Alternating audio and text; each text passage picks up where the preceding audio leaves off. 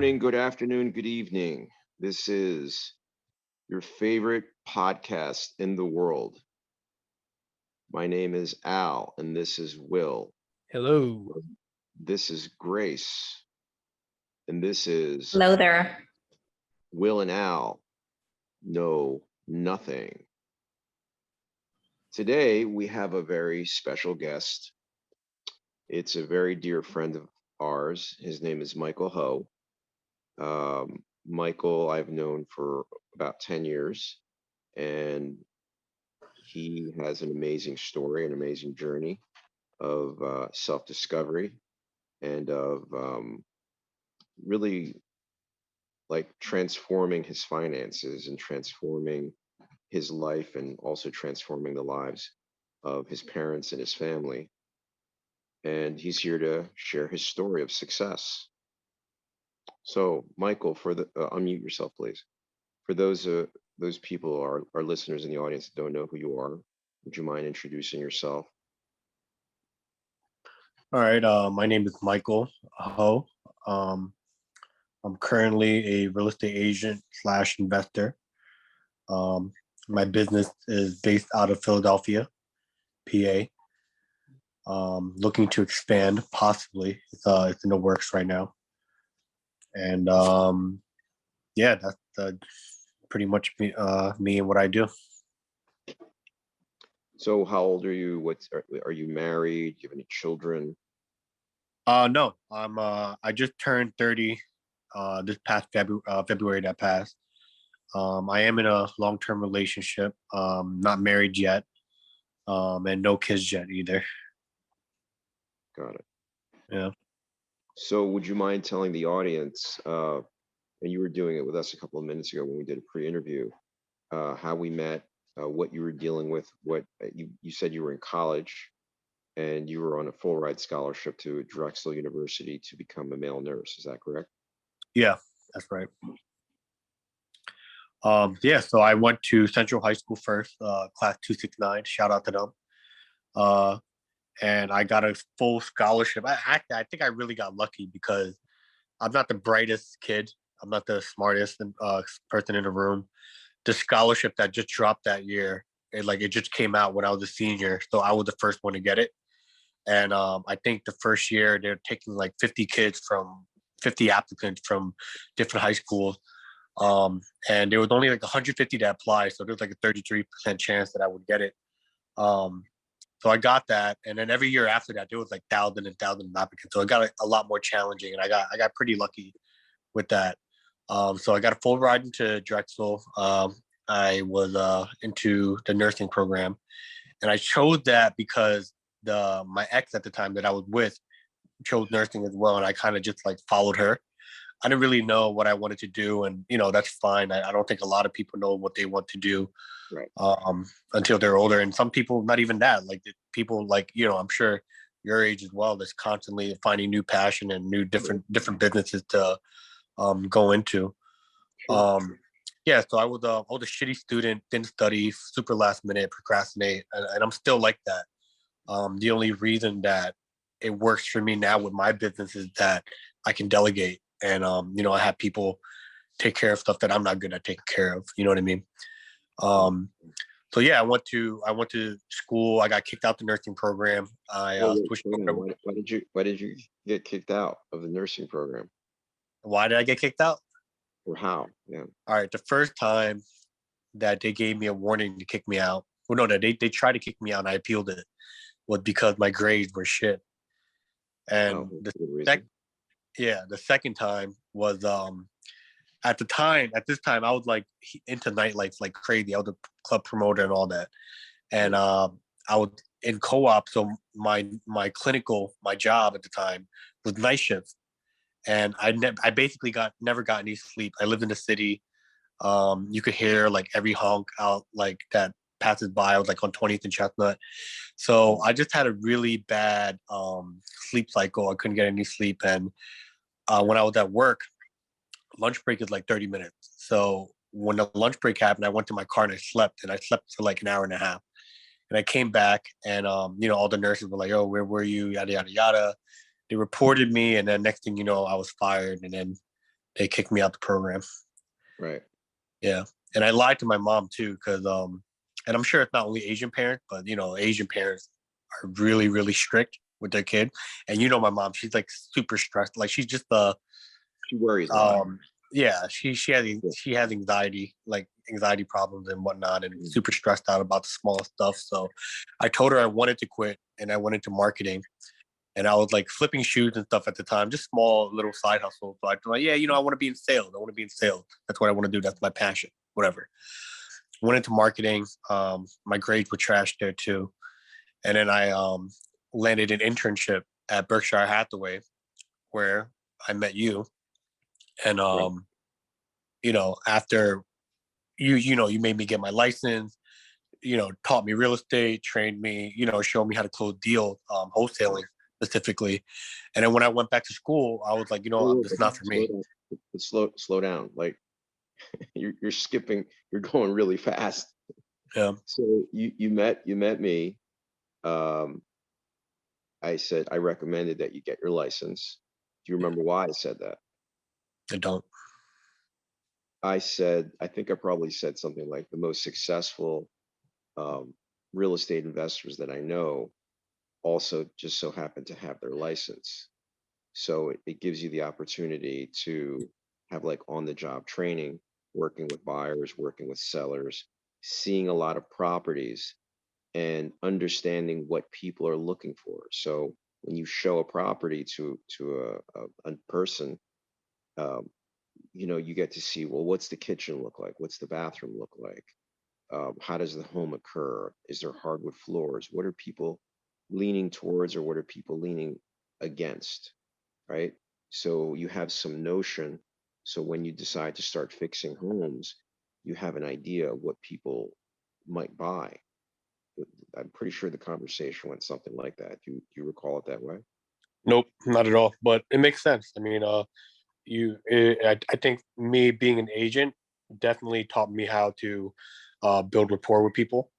Because when you're just a real estate investor, you're just a lot of times you're just kind of the guy that cuts the check, right? You're not really as what, that's not really true, but I was able to definitely learn how to build rapport with buyers and sellers. Mm. Also learn more about the market faster because I'm constantly running comps every day. I can sell my own properties and save on a commission Commission. there, Sure. right? And I also have access to the market, so I don't have to depend on anyone to help me get a deal as well. Right. You know, and it definitely helped build your reputation a lot quicker when there's all these signs popping up in front of the houses with your name on them. You know what I mean? Right. Right. So do you remember uh, doing your first couple of deals and what that was like? Um, I remember the feeling. I don't remember really the details of it. Okay. Tell me what Um, it felt like. it definitely felt like a waste of time. Oh, I think, yeah, it felt like a waste of time. Just because especially in any business or field that you start with, you always want to pick up running, and that's never the case. You know what I mean? You have to slowly build yourself and learn the game and whatnot, and that requires doing things that might be a waste of time sometimes. Like I remember going out to appointments and taking pictures, um, maybe getting parking tickets because I couldn't find parking, and then I spent like maybe 3 hours of my day getting pictures for it, and next thing you know, we can't get the deal. So I'm like, all right, well, fuck me, right? I just wasted 3 hours of my time, didn't get yeah. paid for it, spent money on gas. It can be very, very discouraging in the beginning, especially since it's not a business that has instant gratification. You don't get paid for what you do until a couple months later. You know what I Yeah. mean? Yeah. Oh, I So, know. yeah, So, if I'm hearing you correctly, what you're saying is, when you get started, whether it's this business or anything else, it's sort of like slow treading. You're not sure what you're doing, but you just find a way of moving forward. And there's times when it just feels like you're completely wasting your time, especially if you're coming from a world where, you make $20 an hour, $30 an hour, and at the end of every week, you have your paycheck. Is that right? right. And in this world, it's just not set up like that. you have to become your own paycheck by doing complete work. Yeah. And Yeah, it's even more discouraging when you have the deal lined up and everything's great and you're counting the money in your head already, right? Like everyone does it. You have to practice not to, but you're counting the money in your head, and one day yeah. before closing, and some bullshit happens, and you don't close now. Like The that's blow probably goes the in your face. worst. Yeah. Yeah, and that never ends. Do you remember like your first big paycheck or what you considered to be a big paycheck, what that was like? How far into your career were you? And what did the deal consist of? Mm, I'm not sure to be honest with you, but I remember a time where $20,000 felt like a lot of money, Mhm. and now it's just like it doesn't even cover my monthly expenses. So, um, no, I don't remember. But for me, I was never really motivated by money. It wasn't like I wanted to make X amount so I could be happy.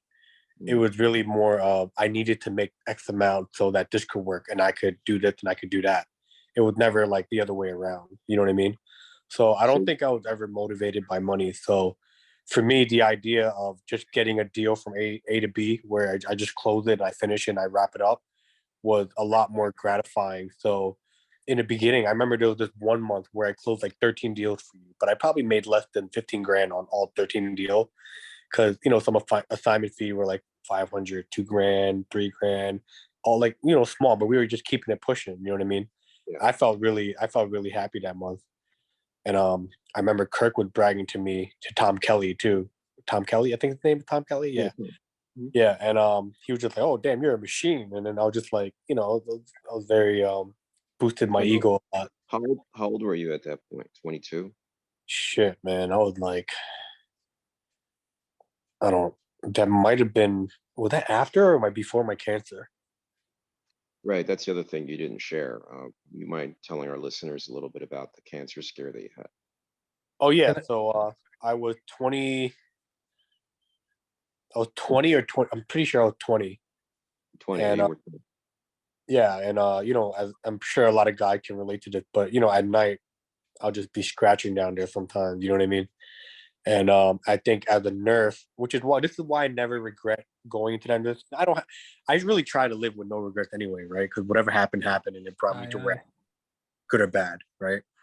Um, so I think being a nurse helped me catch that something felt abnormal, and it felt that way for a year too. I felt like a little bump down there, but then there was this one day where it just felt like it got bigger, and at that point I'm like, you know what, fuck it, let me just go get it checked out. Right. And the next thing you know, it's they said that it was cancer, testicular cancer, by the way. Wow. Yeah, and I got really, really, really lucky because it was only stage one. I caught it very early, even though Got it it. was there for a year, which is kind of Right. scary to think about. But I was able to get it operated on, like maybe 2 months later. Right. But that 2 months before it got operated on, bro, I went to like my mind was crazy. You know what I mean? I'm You just like, you were you were already working with us. yeah, yeah, for sure. Yeah, I was Yeah. working with guys already. Um, You when I say found out, I was just like having. I mean, I don't think I slept a peaceful night in that 2 months. Every night was just thinking like, yo, if it's my time, it's my time. Let me just, it sucks that I can't leave anything for my parents. You know what I mean? Like, it's just like, damn, I wonder if my mom's gonna be able. Like, I honestly was more stressed for my mom than I was for me because I always had a mentality in my life that everything was gonna be okay no matter what, right? So that just, and I still think that way. No matter what bad shit happen, I'll be like, yo, I'll be good, I'll be straight. Let me just weather through the storm and whatnot. Right. So she was a nervous wreck and and all that. And I remember I remember going to I don't know if you remember when I got a new car, but I totaled the old one because I was drinking and driving. I was like stressed out when I went to the club, drank way more than I should have, and I like was on the way home, and I think I fell asleep at a wheel, and miraculously I hit a parked car, but it was like at the side of it, so there wasn't no crazy impact. Mhm. But I think that 2 months was definitely life changing for me because after that it was like I gotta make shit happen. I gotta make something of myself. I can't, life is short. You never know what's gonna happen, and then I just don't want to waste any time bullshit and Is it, doing did stuff. you, I'm just curious because I'm trying to remember timelines too. Is that right before you did the forum where you got in the accident, or was it after? Pretty sure it was before. You did the forum first, then you got in a car accident? Oh shit! Let me see.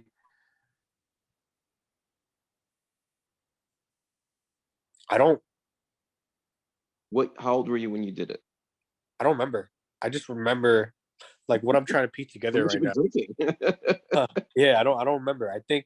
I'm pretty sure the forum was after. After. Yeah, I'm pretty sure it was after.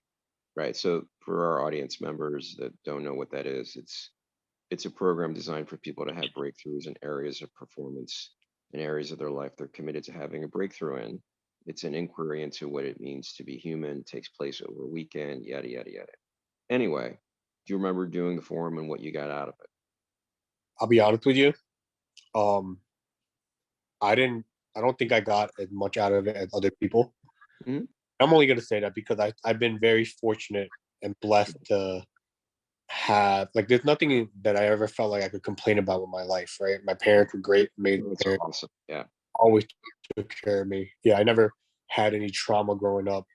Hmm. So when I went there and everyone had like this story to tell, I'm like, holy shit, bro, I'm fucking blessed. You know what I mean? Yeah. Like I'm really, I really think blessed. And if I were going to say anything, I'd say it made you more grateful. Yeah. Yeah. I Yeah. think Because more grateful, more aware. Yeah. I think that class, what it did was like, how there's IQ and EQ. IQ is like your book Yeah. smart. Yep. EQ is like you're emotionally intelligent. You know what I Oh, mean? yeah.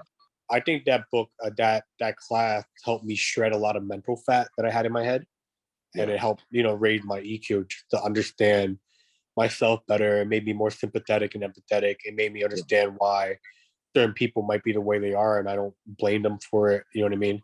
Yeah. Um, So so is it fair to say that it helped you drop some judgment that you had about other human beings? 100%. Yeah, Yeah. 100. Or even about yourself in some ways? Like the fact that, you had cancer and, you had dealt with that and maybe some other things that you've been dealing with in your own life. I don't think it would apply to me, but it definitely helped me not judge other people as much. Um, Did it also help you close deals because of your ability to, let's say, communicate and empathize and feel more compassion with people? Did it increase your ability to do business, would you say? 100%. I questioned whether it helped or hurt me in the beginning because I definitely felt like I could have made a lot more money um, in positions where I could have taken advantage of people more. Right. So it was like a moral thing, and I decided against it because again, I wasn't really money motivated. But I think I'm very happy about it now because at the point that I'm at now with business, it's like having business integrity is like so important, Yeah. and it definitely helped me acquire the network that I have and um, just the reputation that I have in the field that I'm in. You know what I mean? So, you said something like when you were how old were you when you made $15,000 in that 1 month? I was probably 20 still, yeah, 20. Got it. 21. So at Yeah, 20, you already made $15,000 in a month. yeah.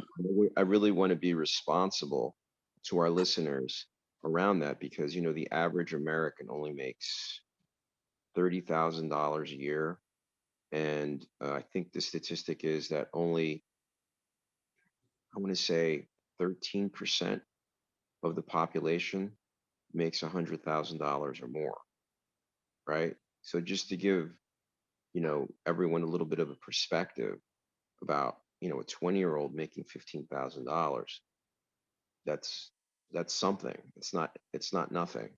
And so even though you had to do 13 deals to make that money, the point is that you made that kind of money, right? And not a lot Right. of people get that opportunity. So you're you worked hard, but you're also very blessed.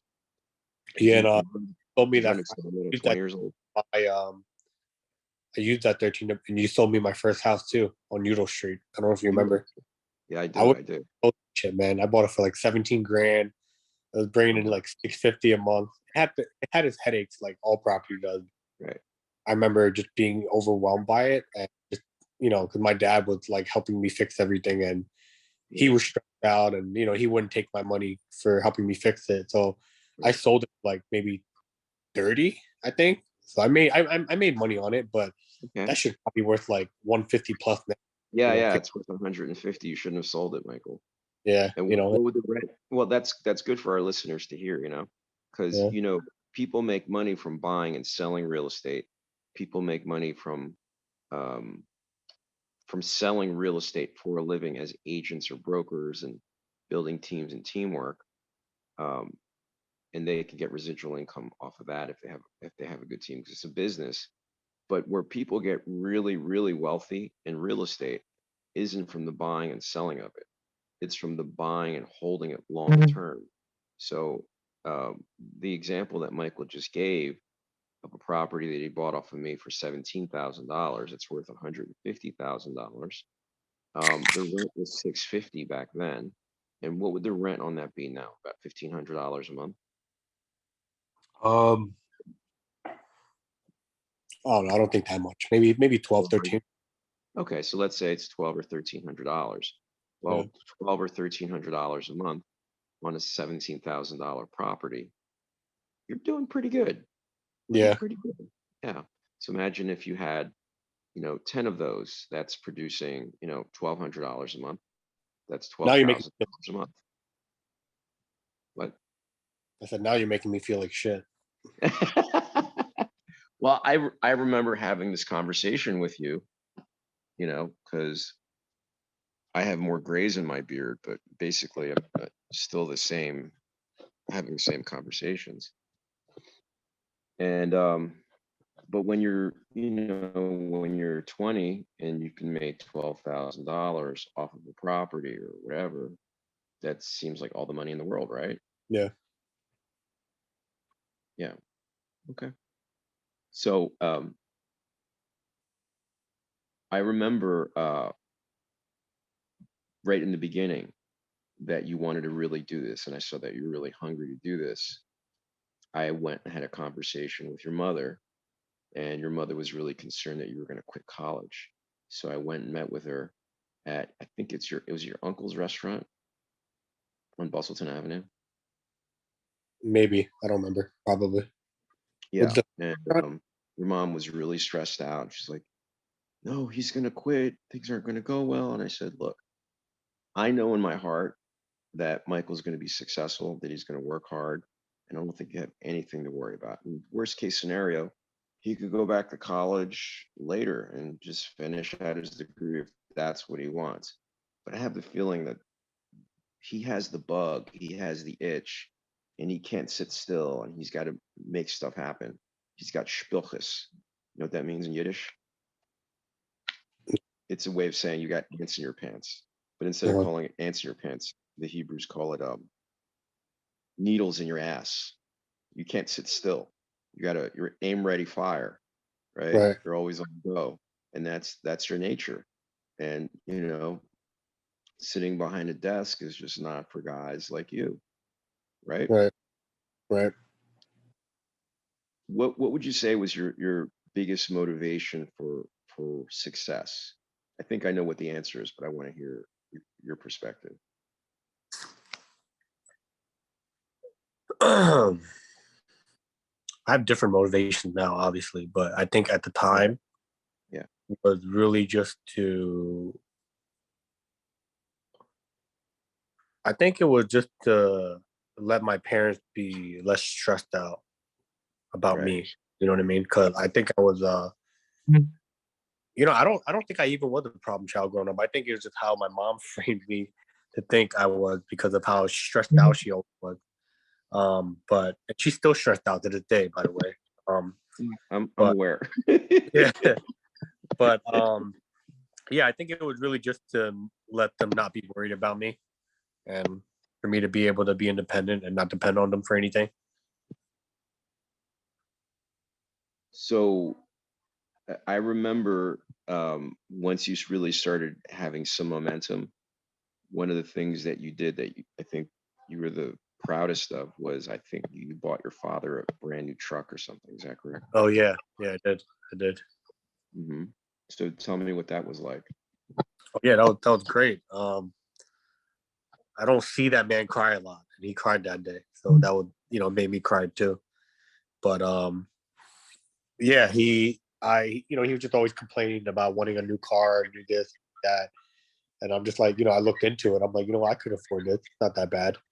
Mhm. And it was a brand new 2016 Ford F-150, and the Mhm. payments on it was like $700 a month, 0% interest at the time too. So that was like really, really good.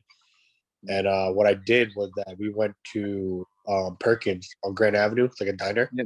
Yeah. and we ate there. And I said I had to go do something really quick or whatever, and I ran and I grabbed the car and I parked it next to the car that we came in. Oh. And so when we left the restaurant, we're walking back to the car, and the video on Facebook about this too. He's like looking at the car. He's like, "Oh man, look at this. This is nice. This is nice. This is really nice."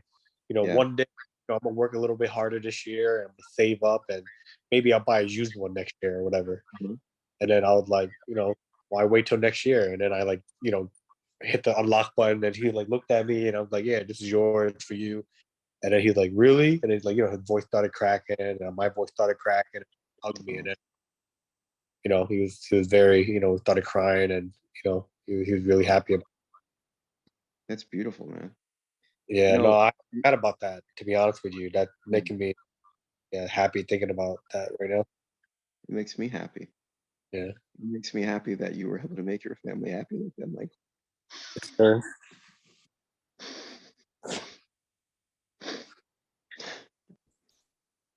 Oh, you're crying right now? yeah, Oh man, you're definitely a transformed person, man. Yeah, that's great. I'm happy to see that. um, yeah. I never heard you tell that story completely, and that really made a difference with me because I love you, and I love your parents. You Yeah. know, and um, for me to see, you know, your success and how it hasn't changed you as a human being, it's actually made you a better human being. A couple of our next to last episode was a woman who's a shaman. Her name is Donna, and she had nothing growing up, and she married a man who's a part of a family that were billionaires, and she thought that by marrying this man and marrying into that money, that it would solve her life's problems.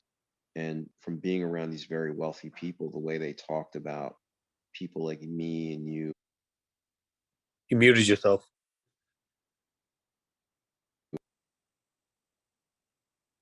those people are nothing because we're not in the billionaires club. And she said something. She said, the root of money is the root of all evil. And I remember Will reacting to her, well, not exactly, you know. Yeah. And I think that's true. It's not the root of all evil, you know. It's just a tool. It's just energy. And um, just like any other tool, you can take a hammer and build a Sistine Chapel or build a home for your family or build a home for others, which is part of what you do, rehabbing homes, and families live in those homes. And the money that you get from that, you can go out and buy your dad, a pickup truck and make his dreams come true. Because your parents went through a lot to get you to this country. Is that correct? Can you give the background of your parents? What you're Vietnamese Chinese, correct? Yeah, Vietnamese and Chinese. My parents left. They both left Vietnam during the Vietnam War. So my dad ended up in Minnesota, and my mom ended up in Canada. And they met. Like I think I don't know how old they were at the time, but maybe like around 10, around that age. Oh, wow. but they met in college through a mutual friend in Toronto. They just both went on like a vacation there, and after that they kept in touch, I guess. And the fourth time that they saw each other was their wedding day. So Wow. yeah, it was long distance, yeah. And I appreciate that because honestly, I feel like in our society now, and there's nothing wrong with it, it's just the way it is, right? You just have so much access, and it's so easy to communicate. I mean, look how we're communicating now. We're through a phone. You know what I mean? And Yeah. back then, it wasn't like that. You had to mail, and you had to wait for the mail to come back. You know what I mean? And it was like pen and paper and all that. And you know, uh, it just it was a lot different back then, and I kind of envious of that. But you know, Well, I was listening to, I forget what it was. Oh, I was listening to a teaching by Ram Dass, who's actually a Jewish guy, but he's a spiritual teacher. Ram Dass means servant of God, Hindi or something. And he was saying that in India, that most people don't meet till after they say I do. They actually are wearing masks of, I think, is it Krishna? Will, who are they wearing a mask of? The man is wearing a mask of Krishna. And I don't know who No, the woman is. no Some idea. male and female goddess, because they're male and female divinity, and that the way the families decide who marries who is based on their horoscopes, right? So we have, like you said, we have this concept of marriage and dating and this whole thing, and it's really questionable whether or not this thing that we're doing actually works, given what like the divorce rate is, right? And over there, I think the divorce rate is definitely a lot lower than ours. I don't know exactly what it is. If somebody wants to Google what the divorce rate is of people that get married through horoscopes, but I agree with you. I mean, I don't think that Because really. dating's complicated. I mean, just What's because that? they don't get divorced, it might be maybe because getting a divorce is frowned upon over there. Like even now, like I know a lot of people um that are in marriages that they're not happy with, but they're not going to go anywhere because it's just, like too late for them. You know what I mean? And that's all they know, and it's not what my idea of a marriage is. I think my parents are pretty lucky to get along the way they do, and it wasn't always like that either. But they're older now. I think they're more in sync about what they want out of life, out of each other. But I think at the end of the day, regardless, married or not, your relationship is gonna need work every single day. You know what I mean? It's not something that we get married, that's it. It's like a constant. You got to water the plant. You know what I mean? If you stop watering it, then you already know what happens. Got it. Yeah. So what is your you said, what is your idea of a marriage then? I guess based on what you've seen, like I guess you have some modeling. So what is your model? I think for me and what I want out of my marriage, when you have one, it's just more of a partnership thing, right? Like you hold it down when I can't, I hold it down when you can't. Yep. Um, there are no roles. You know what I mean? There's no like you do this and I do that. It's really just more of if I have time today, I'll help you do this, and it's straight up partnership. You know what I mean?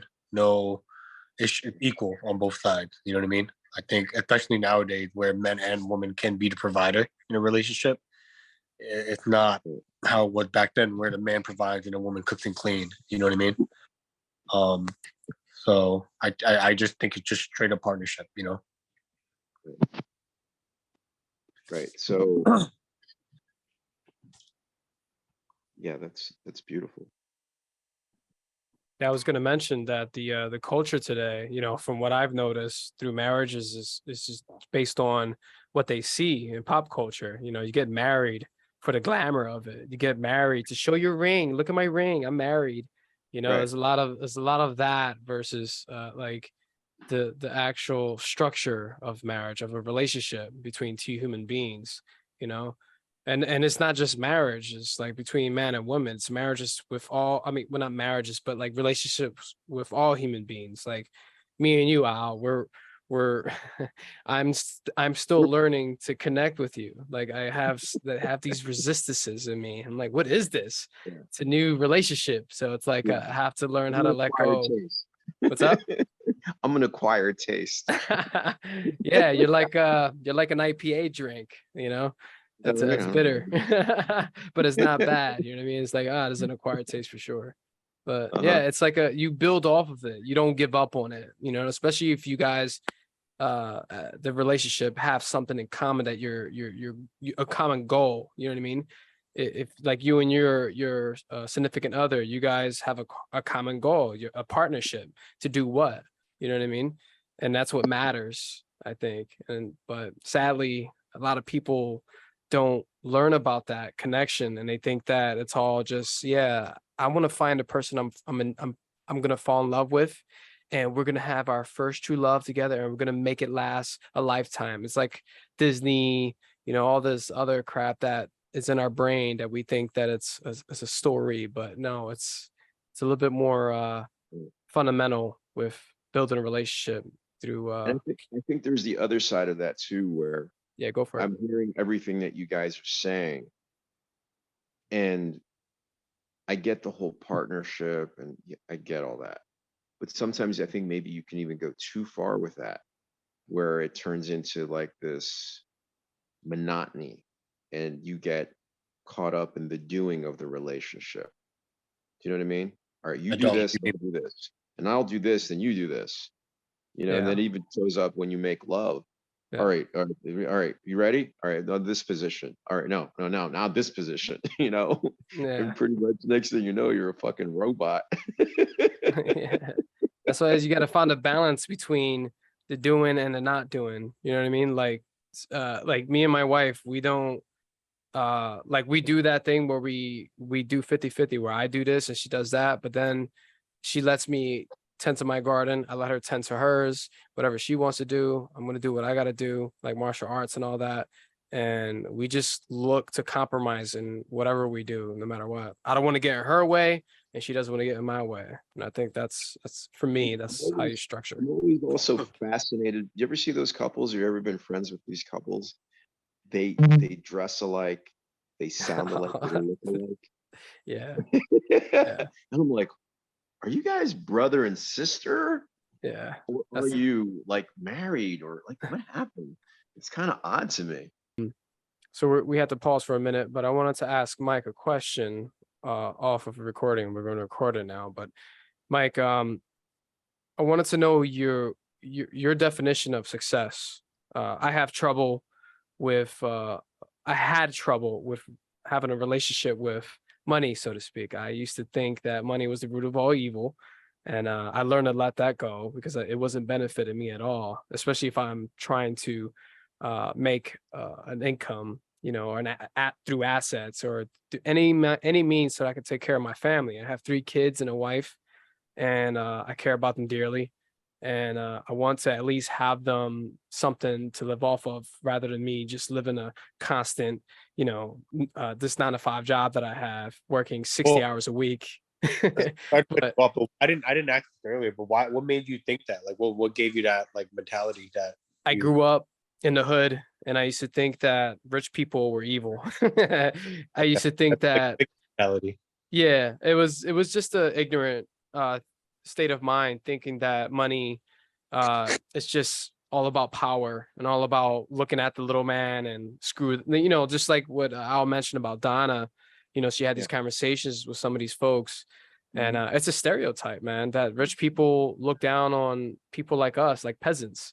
But I learned through listening to different podcasts from certain millionaires that that's not the case. And it changed my perspective after listening to a bunch of podcasts. I'm like, oh, okay. So, and then it made me think that's why I'm poor, because I have this hate towards money, and I don't want to make money because I hate it. You know what I mean? So that's why I was restricting making any kind of money, because I thought it was evil to make money. So You, um you did you actually feel that way, or was that like an excuse? Like, Like, let's just say, oh, you had this opportunity where you could make this X amount, but you were just lazy and you're like, nah, I don't want it. It's evil anyway. Or did you It- actually say in your head, I'll nah, tell get you, that?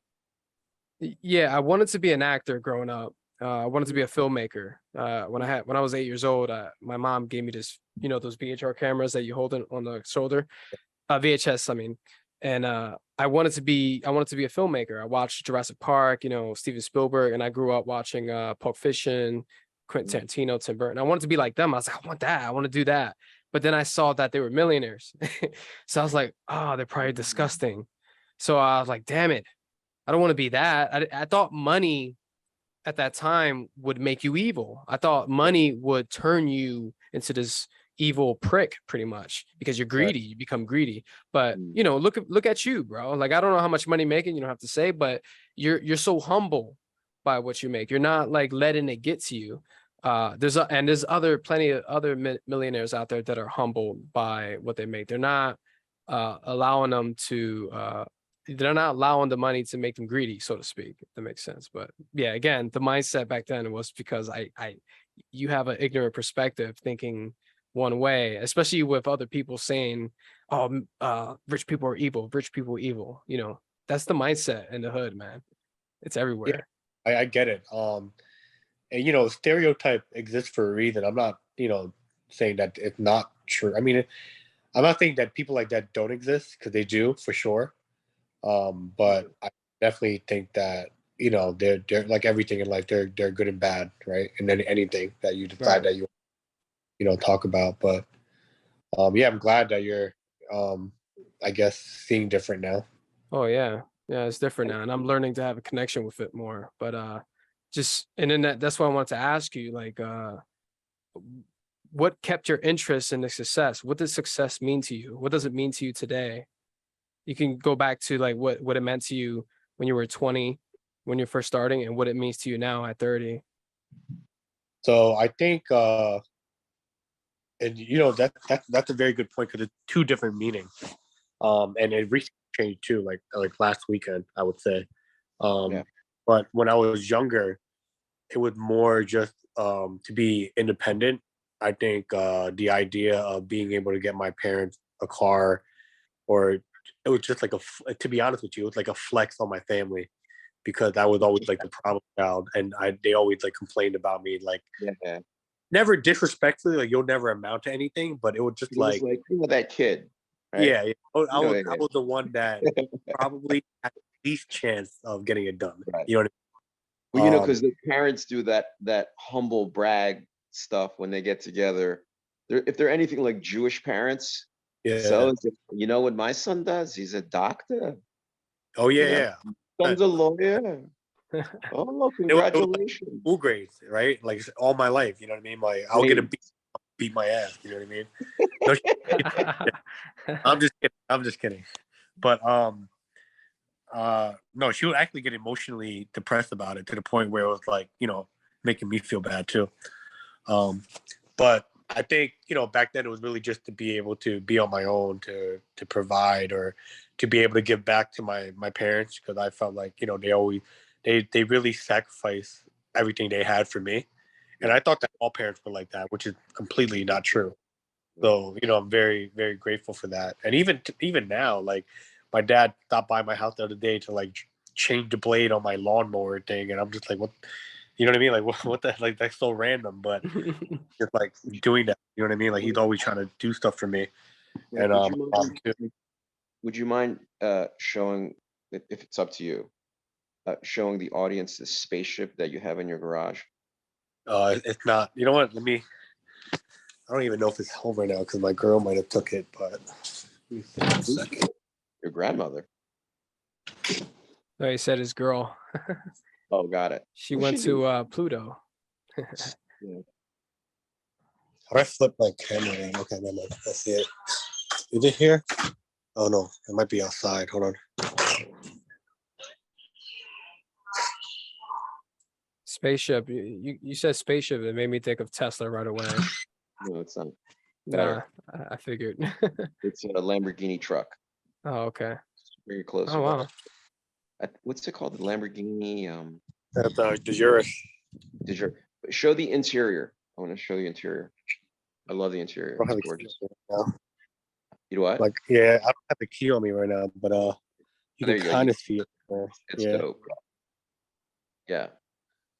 So, I think it's as important not only for our listeners that, obviously are going through whatever they're going through, and the world's going through big turmoil right now, financially, or is about to. But I think it's also important for. Can you hear me, Michael? Hold on. Uh-oh. Can you hear me? Yeah, the world going through turmoil, and then Right, yeah, but also, we're just starting this podcast now, and I said to Will, he said to me actually, he goes, "Well, what do you want to do?" And I said, "Well, what I want to do is make this podcast so successful that you don't have to work a job anymore unless you really want to, so that you can take care of your family, so you can make your dreams come true. And it might not only just be a podcast, it might be some other things." And the same thing goes for Grace, because I know how much Grace loves her mother and her sisters. Is that right, Grace? That's right. And that if Grace were making the kind of bank that Michael's making, she would be taking care of her sisters and her mother and her father and a lot of other people too. She's got a big heart, just like Will. Is that right? Aye, aye. Right. So, you're not just making a difference with our listeners, you're making a difference with my co-hosts here. And so they can kind of see, what it's like to have a vision, have a plan, work your plan and plan your work, and just go for it, because there's nothing stopping you, and so long as you're providing, value for your fellow human beings, whether it's in real estate, whether it's in podcasting, it doesn't matter what you're doing, so long as you're completely into it and you're committed. What matters is how committed you are. And also, along the way, I know for sure, maybe you want to share with our audience, with our listeners, what kind of setbacks that you've had, because it wasn't all smooth sailing and making 20,000 here, 20,000 there, 100,000 there. You had some pretty big setbacks. Would you mind sharing some of them? yeah. Before I do that, I just want to finish up on Will's question, which was like what success meant to me back then and now. Mm, I think for now, because um, I feel like I don't want to brag when I say this, and I feel like I'm bragging. So, but I got my mom a car this year too, so I was really happy about that. But for me, success now is like, because I think I got to the point where I can financially take care of myself and my parents and people around me, and have people that depend on me right now too to take care of their family. So I kind of didn't have. I felt like once I hit that, I didn't really know what else I wanted from life besides keep making more money. But it was just really all right. The money no longer changes my lifestyle, right? Because I feel like at this point I could do whatever it is that I want to do whenever I want to do it right now anyway, right? So I didn't really have a goal anymore. But and I was talking to Will earlier off camera. Like I went to Houston this past weekend, or like right. 2 weeks ago, and I met these guys that were just killing it, buying Times Square hotels and 100+ units, and I just never thought myself of being capable of that. Yeah. And I didn't think that, and to touch base on what Will said too, I didn't think that money was evil, but I definitely do that. I thought that money came with more problems, right? More money, more problems. And I felt that when you're at level of income where you're making that much money, you just have all these new problems. And I felt like I was very content with my life where I was okay with that. I didn't need to make more money because I didn't want to deal with more problems. But after, meeting some people this past weekend that were doing like better than I was, they didn't have that problem. They were in fact, happier. He had like built a family, had kids. He had all these stuff that he could pass on to his kids. And I think that because I thought that way, I always held myself back from trying to do more. I Yeah. was already content with my current setup, and now I'm not. Now I want to have, be known on social media, teach courses, make an impact on people's lives, own 100 plus apartment buildings and whatnot, and you know, um, just go from there. Right. I think So if go I'm hearing you correctly, it's where you're at now. It's like, okay, been there, done that, got the t-shirt. And now you're looking at, okay, success for me now is how much can I grow? right, How much can I grow as a business person? How much impact can I have on my fellow human beings using possibly real estate and some other methods as a deal, teaching, coaching, giving more of myself, not giving less of myself. Is that right, right? yeah, 100%. I think And a so, big part with my partner, Santo, and he was when I had an ice cream shop, like maybe back in 2017. He was 18 and he was working for me just as an employee, and he was like, "Yo, I want to get into real estate." And very loyal, very, he's family too. You know what I mean? yeah, Like definitely like one of my closest friends. And he just ordered a Lambo too. You know what I mean? right. And, Yeah. like he's younger than me and doing better than I was, and I depend Uh-huh. on. You know what I mean? So I think How does that make you feel that you have a friend that worked for you when he was 18 years old at an ice cream shop yeah, and he's 28, 27? not even like I don't know, like that was 25 now, maybe 24. I don't even know. That's No, how old he is? might be 23. Really? Yeah, he might be 23.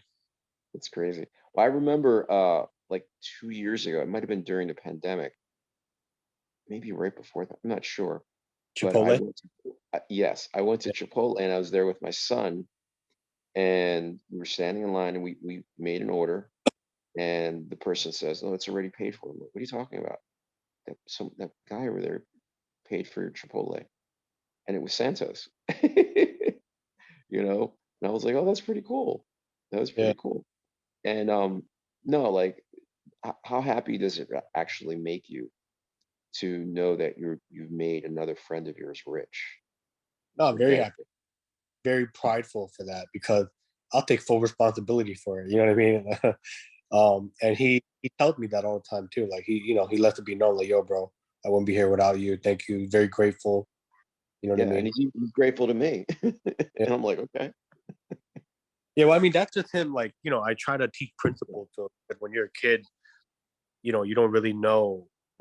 If you're in the business world, right? For example, if you're inviting someone out to eat, so you can pick their brain, you gotta pay for the check. You have to, right? Right. I think be very judgy when it comes to this. I don't like cheap people. And when I say cheap, I mean not if you can't afford it, that's completely different. Okay. But if you can and you act like you can, but you don't, it kind of rubbed me the wrong way. Um, maybe if you guys feel differently, like I'm wrong, please let me know because I'd like to know your insight. But for example, I'll give you this guy that I recruited to the team at one point. I was giving him all my knowledge, giving him all my pointers and advice and whatnot. He took me out to lunch and he was like, "Yo, I want to pick your brain." And when people normally tell that to me, I kind of politely decline because I'm just very busy and sometimes I don't when I don't feel like it's going to be reciprocated, I don't even bother. And for him, I was a little hesitant on, but he was already working with me, so I'm like, you know what, let me just um, see where I can help. And he picked my brain, and then the bill came, and he was like, "Oh, do you want to go half on it?" And I was just like, "Nah, bro, it's cool. I'll just take care of it." So I just ended up paying for it. And he'll ask me to send my guys out to get quotes and quotes on this and quotes on that, and he'll never use them. And I pay my guys when they go out because Right. it's taking Gas time is from their day. expensive. Yeah, they're taking time from Yeah. their day. They don't make as much as I do. So it's like, you're driving, you're going out your way, you're drawing up these quotes just for me to say no. You know what I mean? Like that, I can't let you do that. So he rejected the quote that I gave him, which was fine. He ended up going with a guy that was way too cheap, got fucked over on the property, had Yeah. to keep redoing it and whatnot. But I remember we were at a bar and he saw me and my one of my guys at the time, and he offered to buy a shot. So I'm like, yo, let's just order inside because I know the bartender there. He'll hook us up. It'll be better, right? And when we get to the bar, I see two of my boys that's already at the bar. So instead of ordering 3 shots of tequila, I ordered 5. The bartender charged me for 2 anyway, right? So when the bill came, I'm waiting for this guy to pick it up and pay for it, right? Cheaper than it would have been if we ordered outside. And he like tried to walk away. And at this point, I already knew this guy was cheap. I'm like, yo, bro, what are you doing? Like, you gotta pay for your tab, bro. He's like, oh, I didn't order it for those other 2 guys. And I'm at that point, I was like, all right, I see how you move. I see how you think. You're very selfish. You only care about yourself. Put it like that. You know what I mean? So I stopped messing with him at that point. And he still hits me up to this day. Like, he just texted me the other day, but I'm not a dick about it. I don't hate him or anything. I just try not to keep people like that around me. And he asked me for a quote on something else, and I'm like, yo, I'll give it to you, but you got to pay them. Cash out me first, and I'll get you the quote. You know what I mean? But yeah. What was the question? No, I would like to actually go off of that, Al, your perspective, and you too, Grace, because I consider that I learned this through I do breath work, and I learned this from a teacher. He calls it an energy vampire. So money is energy, and energy vampires are out there. Those are people who are being selfish. Those are people who are sucking the energy out of you to take for what's theirs and nobody else. Like, they want it for them. Mine, mine, mine, mine, mine. That's the ego at large. And I don't know. I just wanted to pick your brain on that, Al, if you don't mind. I'll Sure. pay your tab. But like, what is your opinion on it, Al? Like, energy vampires, people out there who are only in it for themselves, so to speak. They're not in it as a team. They're not in it to connect. Actually, it's funny that you're saying that, because one of the things that shows up in teamwork that keeps a team from being a team is when there is either one member or 2 members, or just that show up and always make the huddle, so to speak, or the team meeting about them, about having conflict with someone. It's something I'm dealing with in my real estate business. Resisting, struggling, being right, the world of that. And that just doesn't lend itself to teamwork. You know, teams have to work in alignment, or they don't work at all. If the quarterback says, okay, I'm the quarterback and this is the play we're going to run, well, he needs his wide receiver in the right position, his running back in the right position, et cetera, et cetera.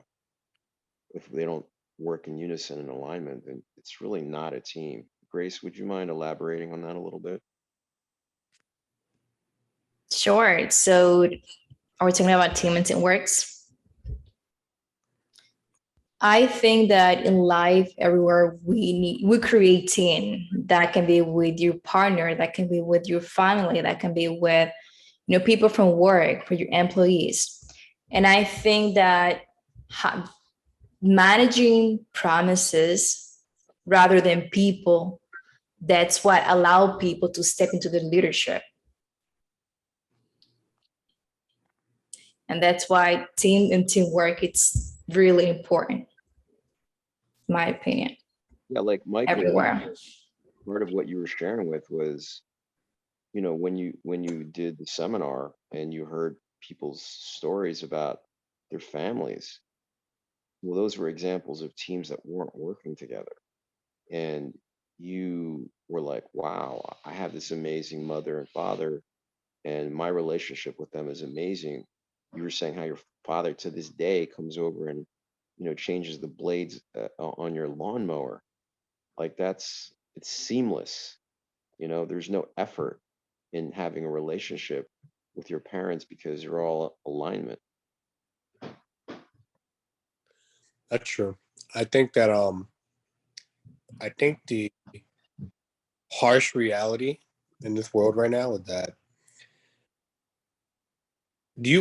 before I say that, do you believe that there's such thing as a selfless action? I think to be selfless is to be selfish. Can you elaborate on that? Well, yeah, because so for example, right? Like you were selfless with Santos, right? Right. Because you knew on some level that his success is your success. Correct. So I think so, now that we touch base on that, I don't want to, because I know a lot of our viewers might not, I don't want them to take it the wrong way, Mhm. but I'm sure they can relate too. You're not going to do something for someone unless you kind of expect it back, right? Whether, um, and this doesn't have to be money at all, but No, for example, like even with me and you, we're sure. very, and you're going to go out your way for me. But if you ask me to go out your way for you and I don't, it's going to take away from the way you care about me, but it's going to take away from how you might respect me, or you know what I mean. Like it's going to be like, all right, well, I'll do it for him. I mean, well, you can relate. We had this conversation recently about someone else, but you need that Oh, you get what I'm saying. You're not going to well, do something for someone yeah. unless you're getting something back. Well, so there's requests, right? And there's different kinds of requests, right? Right. And then there's, hey, you're my friend and I need a favor. That's different than just like a regular request. It's kind of like an If you abstract. label it that way, but not really. I view it that way. I mean, Maybe I'm it might have a more priority on it, but to the person completing it, it would just be like, all right, now you owe me one, or you know, again, it depends on how it lands with the other person, whether the communication landed effectively, and right, how they're hearing what you're saying. right. But What at the their end of the also what their experience of what a favor actually is, as opposed to what they think a favor is. right, So but it yeah. sorry, I gotta work on my listening. Go ahead. No, it's just then it creates an expectation, and whenever there's an expectation on anything, there's the possibility of an upset. Right, Not that there will be an upset, but there's the possibility, because an upset is an unrealized expectation. That's all it is. right. And I believe that loyalty have an expiration date on them. Um, True, you know, true. you're loyal to someone to an extent, but as soon as you find out that that person isn't loyal to you, you're not going to be loyal to them anymore. You know what I mean? So it's always a give and take. I feel like with anything in this world, right? So when it comes to like cheap people, they like to take and not give, Hmm. and you know, I definitely feel that growing in the business, especially when I started out, I didn't have much to give. I definitely was strategic on how I give and took. You know what I mean? Yeah. And there's definitely time where you have to be smart about it. I remember when I had a dinner with investors, and it was one of my partners in New York. I ended up working with all of them, but my partner brought these investors down, and I'm like showing them Philadelphia real estate, and we went to dinner, and the bill was like $1,000 for 4 people. That was my first big dinner that I ever had to take care of, right? So I'm like, damn, it's $1,000. Let me just wait for my partner to take care of it. And he did. And it was all very nonchalant. It wasn't awkward. The bill came out and he just grabbed it, and he was and everyone was, oh no, let me take care of it. I didn't Right. say that, but everyone else did. And he's like, no, I got it. I got it. But to them, it was kind of a test, which I failed. And they told me that later on too. It's like, yo, you should have been the one to take the tab. You're trying to cater to investors. You know what I mean? And by doing that, you're just seeming like you don't care about them. You're only caring about yourself. You're trying to save money. You're only Yeah. thinking about yourself like in that moment. You know what I mean? You're being stingy. Yeah, for sure. And I think money is a very good way to judge character. Um, and to be honest, like right now, I use that to judge who I work with, especially contractors. You know what I mean? If a contractor is bugging me for money every single day, and Right. he's not, and when I need to get the job done and they're slow on it, I don't. That's it. You're done. You know what I mean? Right.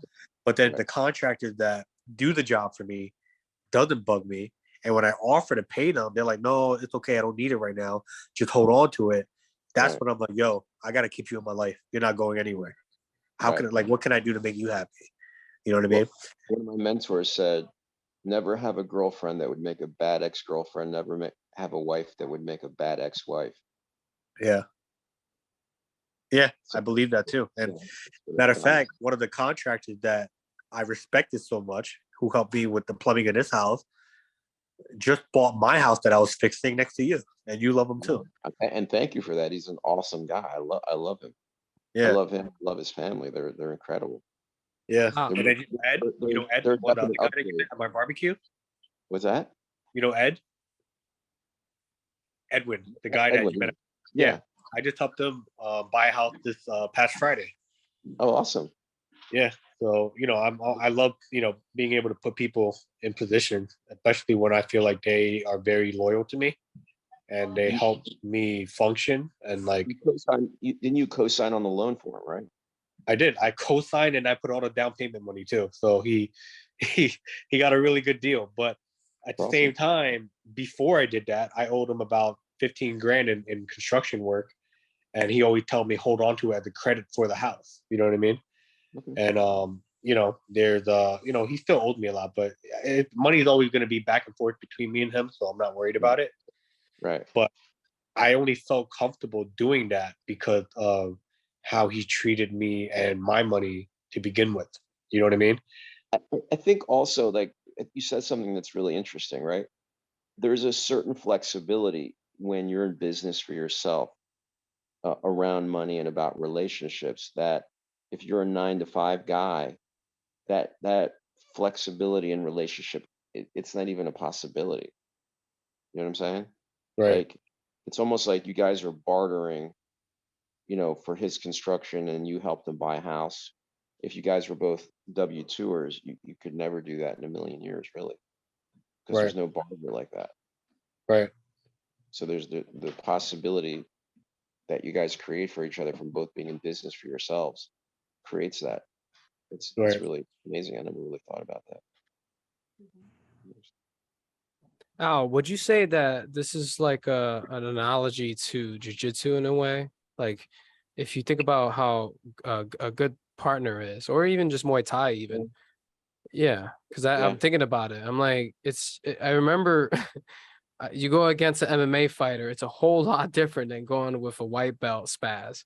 So you got a white belt spaz who has no idea what they're doing and they're just going crazy. And then you have the MMA fighter who knows what they're doing, but they're very aggressive. And then you have the person who is like yourself, where you're just like, you're going with the flow or you're going with the tone of it. You know what I mean? And that's how I look at his connection with his partners, the relationships that he has with making investments and all that. I know nothing about investing and all that, but it's just I always say to my son, I said, jiu-jitsu is great, but the real jiu-jitsu is off the mat. And how you live there and how you have relationships with people, because there's people on the mat that hurt people bad. I've had bad injuries that could have been avoided if the partner was being more mindful, I'm not gonna lie, I've hurt some people too. Maybe I was in a bad state of mind. I was holding some bad energy.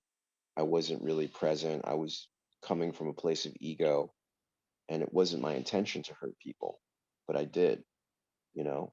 And I think whenever you're coming from a place of ego, you're going to hurt people, whether it's in business or whether it's on the mat or whatever you're doing, your marriage, your boyfriend, girlfriend, and we're all guilty of it. right. I don't know if you want to go back to your question, Al, but you asked him what his setbacks were. If you want to go into that, Mike. Yeah, I mean, I think this year was probably my biggest setback. I don't want to get into too much details of the why, because I don't want to disrespect anybody and the people involved. But it was a lot of responsibilities that weren't all mine were just given to me like it was all mine. And I had to be the one to clean it up. And I just put a lot of faith in the wrong people. And they're not bad people. They're just bad business people, right? as a human being, I think they're a good person, but I just think that as a business person, they were just too distracted and they had a different vision than the one I had. So Right. I was left to clean a mess. And if I want to tally up the mess, it probably over like 400,000 in loss. You know what I mean? Wow. Yeah. So your So buddy really went out of his way to mess up, hey man, I right? mean, I don't think it was his intention, but again, I don't want to speak on that. You know what I mean? Yeah. I actually think But he's just really dealing with something personal. That's it my could be. yeah. Whatever it is, it doesn't matter because I still got to pay. You know what I mean? So in the beginning, I was really upset, but I learned to let it go, and I'm at the point now where I'm kind of on top of it. You know, Right. it's not something that is stressing me as it was a couple months ago. Um, But it was hard because he's a good friend of yours too. yeah, Yeah. for Yeah. sure. But I think that was an important lesson for me to also understand that, you know, um, I gotta put myself in a position with other people who have the same goal that I have. Otherwise, it's just not going to work out. Everyone's going to be going in different directions, and you're all pulling on each other. You know what I mean? So So today's August 15th, 2022. August 15th, 2027, 5 years from now. yeah, Where are you? Who are you with? What are you doing? What does your life look like? What do you look like? Who's with you? Who's not with you? I think for me, I think a lot of people would kind of tell you what they want out of that, but I think I have like that understanding that nothing I ever planned goes as planned ever. You know what I mean? Never thought that. Did you say something? No, I was just saying I agree personally. Yeah. Yeah. Go for it. 5 years ago, when 5 years ago, remember I that's when I went to jail for that one day on my birthday. I never planned my life to be the way it is right now either. I think what I can say in 2027 is that hopefully I have a family, right? I don't know where I'll be. I want to be. I don't know because I'm very open to the idea of moving and traveling and living in a different state right now. I don't know where I'll be. Hopefully I'll be here because I'm happy where I'm at right now.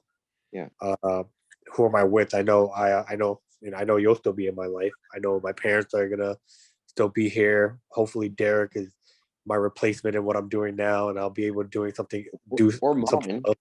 Huh? or mine, or Yeah, ours. yeah, true. Hmm. I know I'm gonna still be working with my guy Santos. I'm gonna be working with my other partner Min, uh, my other guy in New York Union. Like, I think those are the core people that I can say that will still be people that I talk to on a daily basis. Would you Uh, mind sharing with our audience like the conversation? Because we're talking about creating a podcast, a real estate and success podcast for you. Do you see yourself like doing that and the difference that could make, like the possibility in the world? I think I've been seeing that more because I felt the idea of podcasting to me wasn't. I didn't see it as a business. I do now, right? I always thought that it's like I you hope so. record and you post.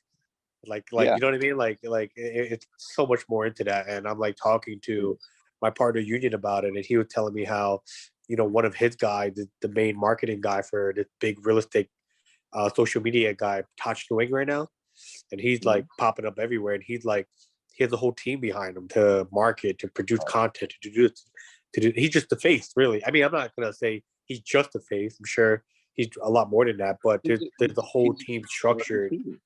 He's part around of the team. producing the content, huh? Absolutely. He's just part of Yeah, the team.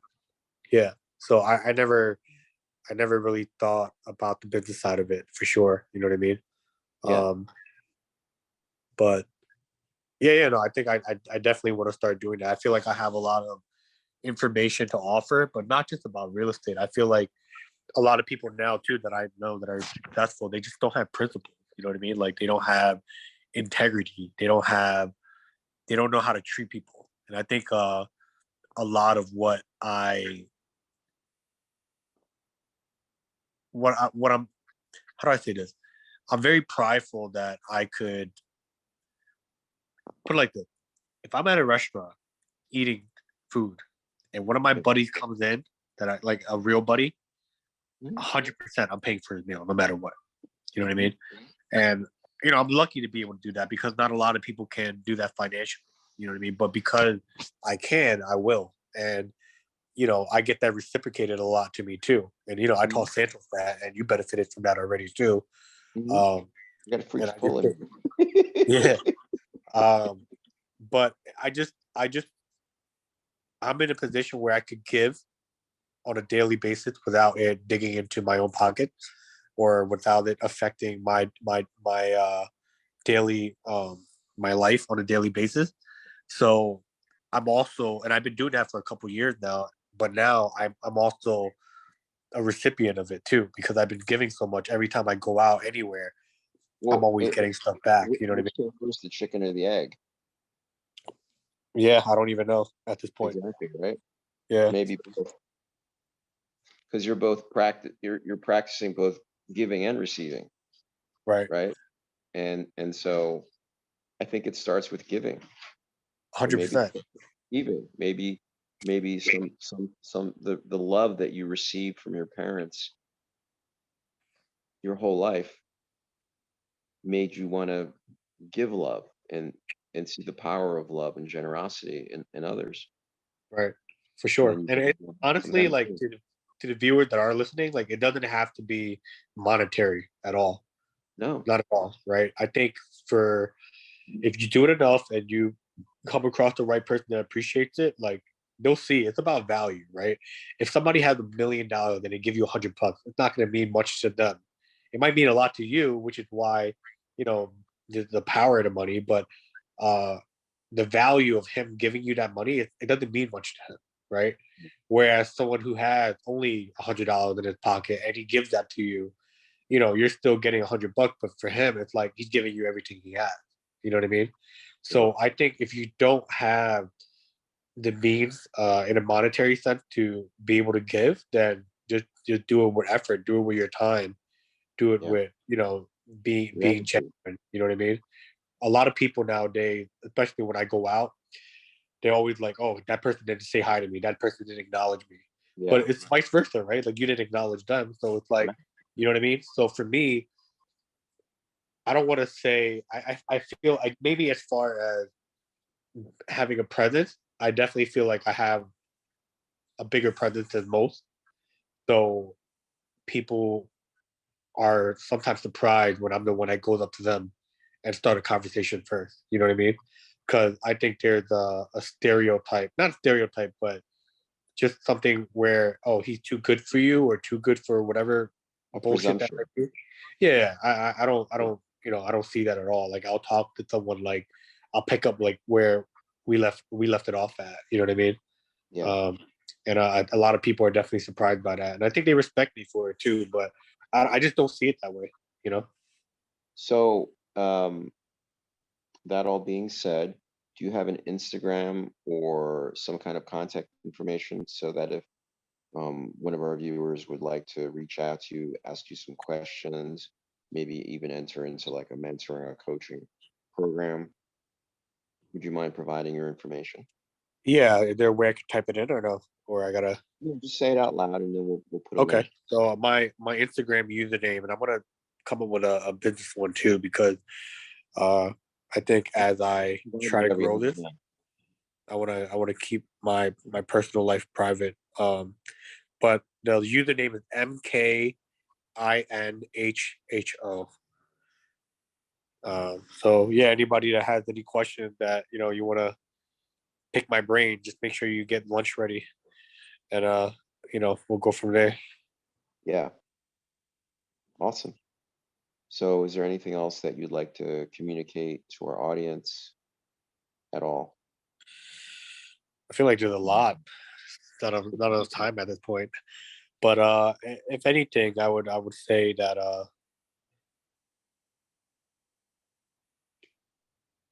I don't know. I'm trying to think of something motivational right now. It's not clicking. It doesn't have to be motivational, just be something from the heart, you know?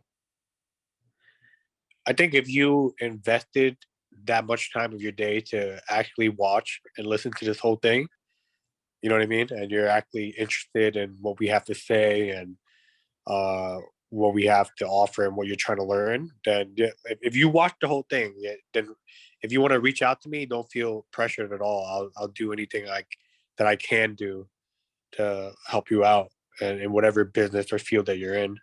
I feel like, you know, once you're in business, if you know how to, if you know the basic of how a business works, which is like, you know, marketing and sales, at the end of the day, you can be successful in any business. You just have to know about it, right? So, you know, I think if you're struggling in your field right now, you know, hit me up. I'm pretty sure I can help you out one way or another. And if I personally can, I'm pretty sure I know someone who can. Mm, Um, and you know, we'll go from there. okay. All right. So that being said, this is your favorite podcast in the world, undoubtedly. And just want to thank Michael for his time and want to thank my co-hosts for being awesome as usual. And I'll see you in the funny papers.